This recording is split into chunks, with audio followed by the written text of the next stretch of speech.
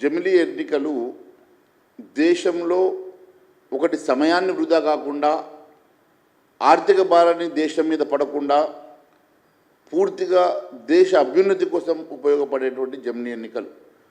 ఎందుకంటే ఒక రాష్ట్రంలో ప్రతి నెల ఒక ఎన్నిక జరుగుతున్నటువంటి సందర్భం చూస్తూ ఉన్నాం. ఎక్కడ ఏ ఎన్నిక జరిగినా ఒకసారి పార్లమెంట్ ఎన్నికలు జరిగినప్పుడు ఎలక్షన్ కోడ్ వచ్చేసి అభివృద్ధి పథంలో అడ్డంకులు ఏర్పడతాయి. ఎమ్మెల్యే ఎలక్షన్లు వచ్చినప్పుడు ఒకసారి, ఎంపీ ఎలక్షన్లు వచ్చినప్పుడు ఒకసారి, లోకల్ బాడీ ఎలక్షన్స్ వచ్చినప్పుడు ఒకసారి, ఈ రకంగా ఏదో ఒక ఎన్నికలతోటి ఒకసారి కోఆపరేటివ్ ఎలక్షన్స్ అని, ఒకసారి సర్పంచ్ ఎలక్షన్స్ అని, ఒక మున్సిపల్ ఎలక్షన్స్ అని రకరకాల ఎన్నికల ద్వారా ఎప్పుడో ఏదో ఒక రకంగా ఎలక్షన్ కోడ్స్ వచ్చి అభివృద్ధిని అడ్డంకులు ఏర్పడుతున్న సంగతి. అన్నిటికన్నా ఆర్థిక భారం, అన్నిటికన్నా మరి ఫోర్స్ కానీ, పోలీస్ యంత్రాంగం కానీ, ఆర్థికంగా ఇబ్బందులు కానీ అన్నిటికీ సమాధానం జమిలీ ఎన్నికలు. జమిలీ ఎన్నికలు దేశవ్యాప్తంగా ఒకసారి నిర్వహించినప్పుడు దేశవ్యాప్తంగా ఒకేసారి మరి ఒకే ఖర్చుతోటి అన్ని ఎన్నికలు జరగడం వల్ల ఒకటి ఆర్థిక భారం దేశానికి తగ్గుతుంది, రెండవది సమయ భారం తగ్గుతుంది, మూడవది ఈ ఎలక్షన్ కోడ్ వల్ల అభివృద్ధికి జరిగేటువంటి ఆటంకాలు తగ్గుతుంది. ఇది దేశ అభ్యున్నతి కోసం పనికొచ్చేటువంటి కార్యక్రమాలు కొంతమందికి నచ్చవు.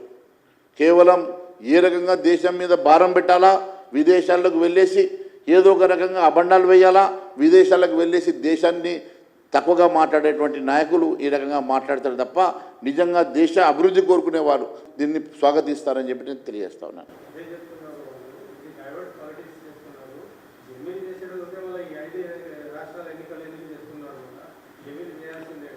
జమిలీ ఎన్నికలకు ఇప్పుడు మనం చట్టం చేసి జమిలీ ఎన్నికలు పూర్తి చేసేయడానికి సమయం పడుతుంది.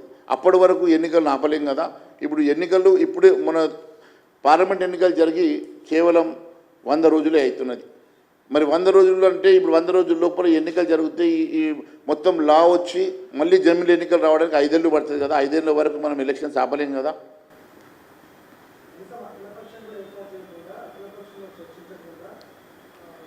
రేపు పార్లమెంట్లో పెట్టినప్పుడు అన్ని చర్చలు వస్తాయి కదా.